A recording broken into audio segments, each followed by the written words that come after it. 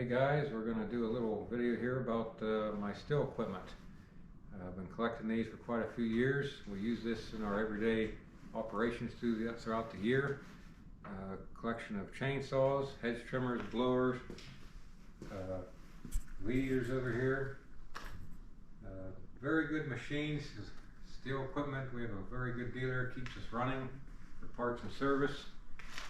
Any commercial operator who uses these things day in and day out knows that you got to have good quality, and Stihl does deliver that.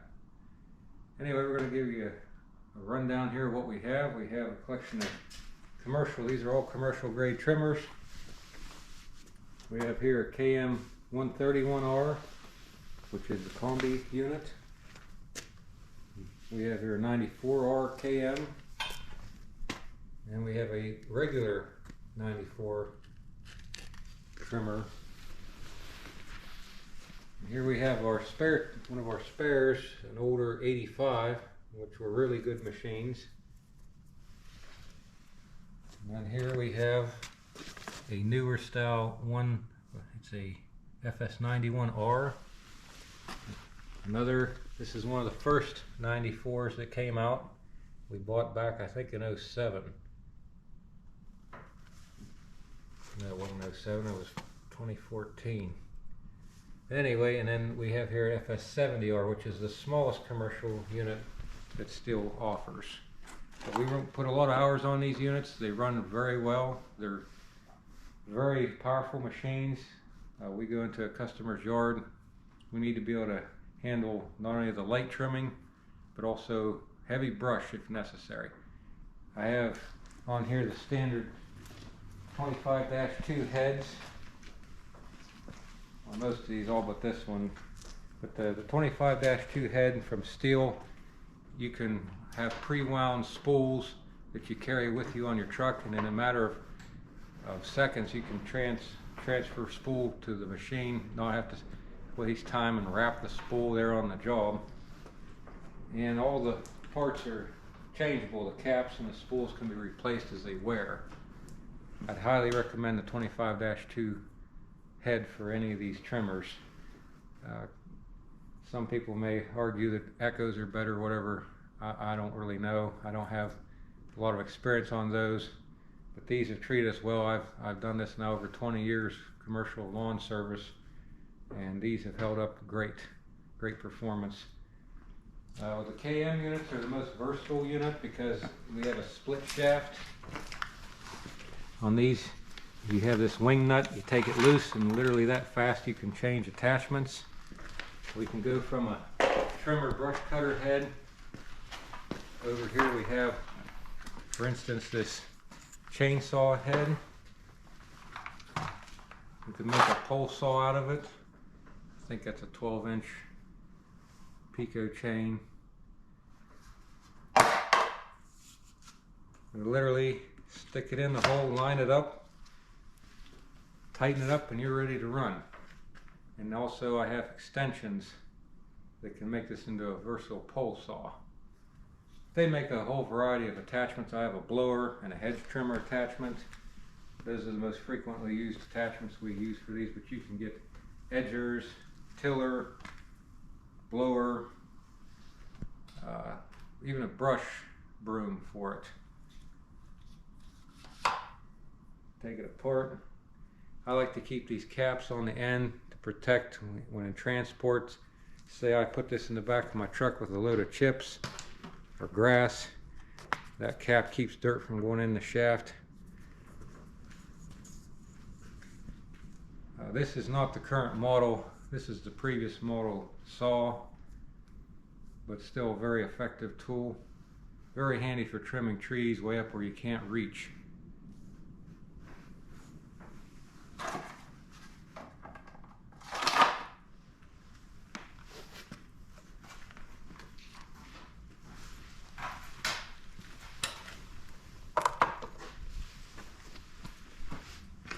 And over here we have the BR450 blower. This is the largest 2-cycle blower that Stihl makes. Anything larger is a 4-mix. I kind of like my 2 strokes, especially for blower applications. Blower, you tend to run that thing long hours at full throttle. A two-stroke, I think, just has better performance on the top end. This thing has great blowing power. Backpack blowers for blowing leaves, and summertime we use it for blowing off large driveways. We get a lot of grass buildup. Very, very handy attachment. You can even use it in the wintertime, blowing off snow from driveways and vehicles. It's a four-season machine, really.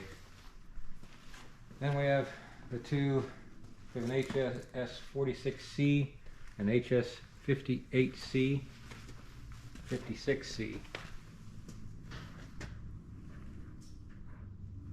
We do a number of hedge trimming jobs. These are indispensable for pruning and shaping of shrubbery.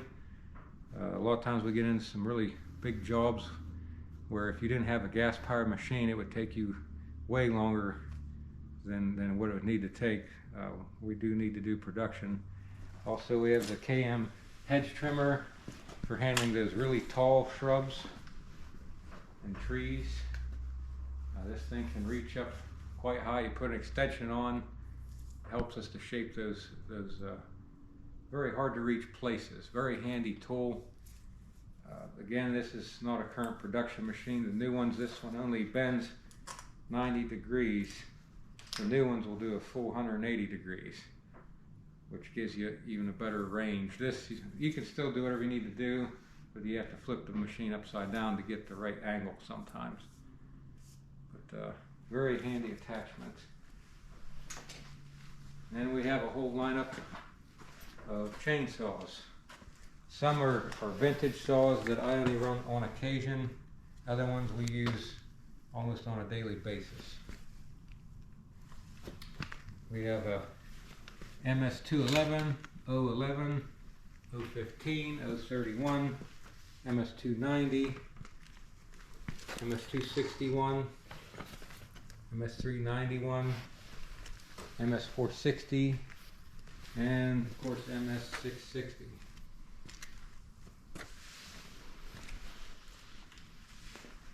We also have a 660 here on a what's called an Alaskan mill. I bought this a couple years ago to try out, make some homemade slabs. Interested to see how that would work. We hope to make a video in the future of it. Bought this on eBay. It was rather inexpensive. Kit, you have to put it all together. Bolts right onto any standard bar saw. This is a 32-inch bar, which I think is the proper size for the unit. Probably could go up to a 36-inch bar, but we're going to try that out at a future date. With the 660, the big boy here, this saw can accept up to a 36-inch bar. We use this for cutting very large rounds of firewood and trees. I don't do a lot of tree work, but the occasional job that you need the bigger machine to handle some of these large trees that grow. We always get involved with some kind of big tree. This has a lot of power, 91 cc saw, commercial production machine. And then we have the 460, which this is the second biggest saw. I really like the power to weight ratio on this machine.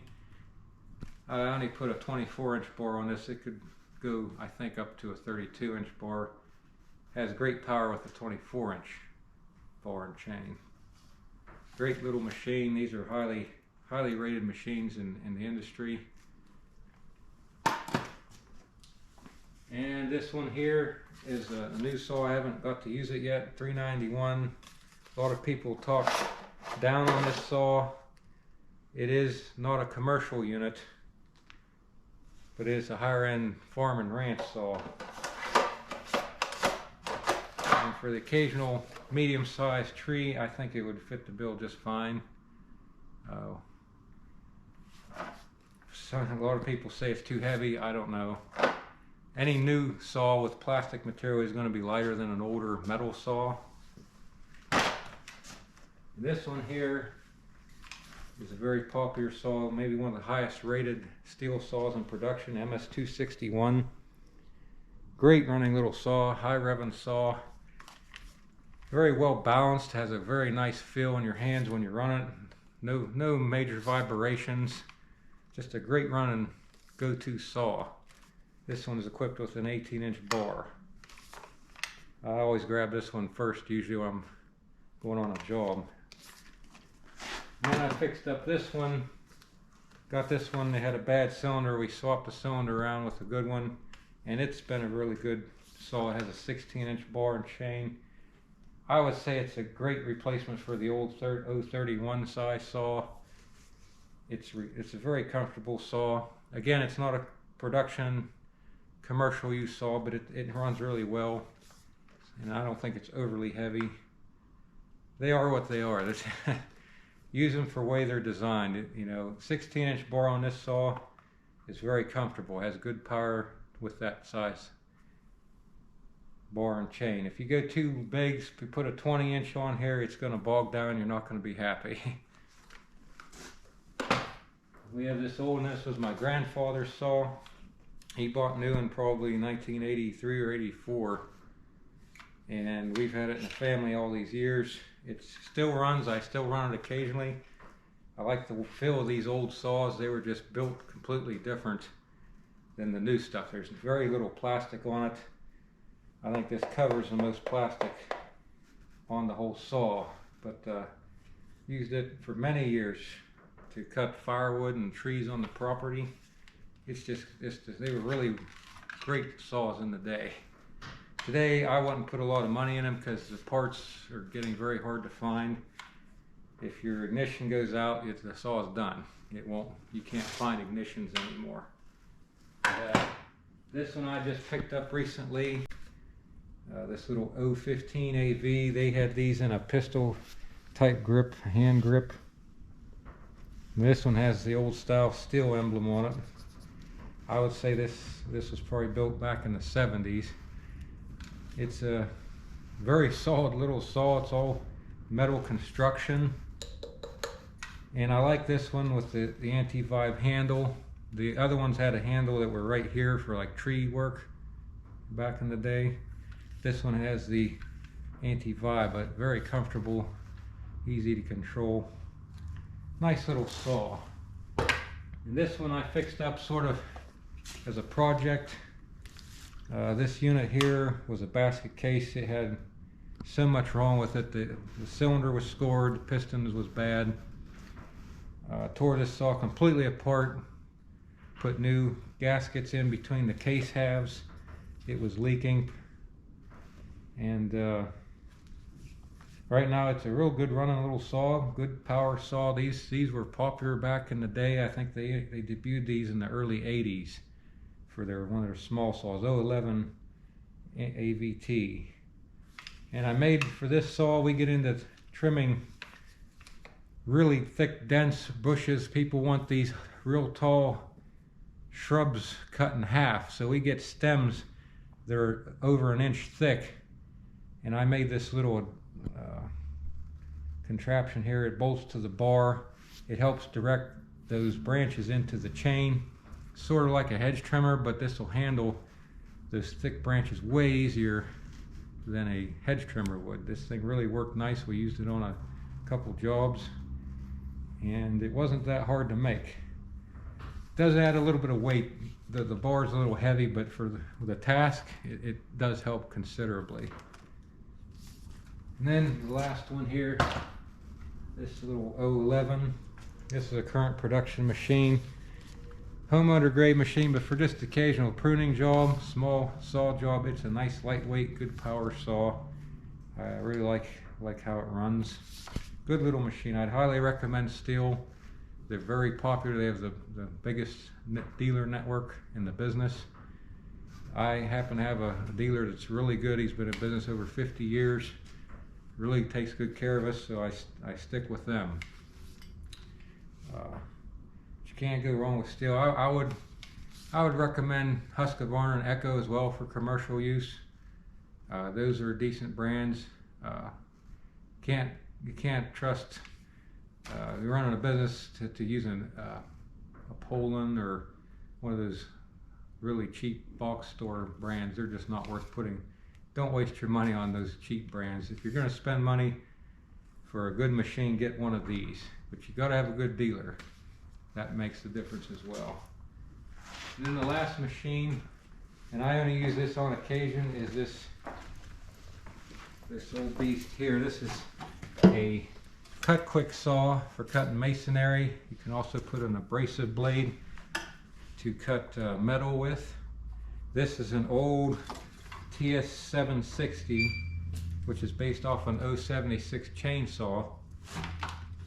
You can see here where the oil would go in. They just put a cap on it. This thing's very heavy. Probably the heaviest steel equipment I have is this thing. It probably weighs in excess of 40 pounds. But it does get the job done. It's got a lot of power. And for the occasional concrete thing we need to cut, or cut a piece of rebar, this machine does this well. Still runs really good. I think it's about 111 cc's. It's a beast of a engine on this thing. There's an overview of our Stihl equipment. This stuff we use all the time to make us money.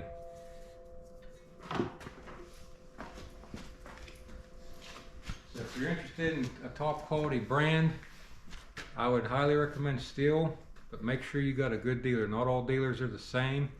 There's good dealers, like I got a good dealer, but there's bad dealers. All they want to do is sell a product. So make sure you got a good dealer. Whatever brand you choose, they will keep you running. Thanks for watching, and we'll catch you guys on the next one.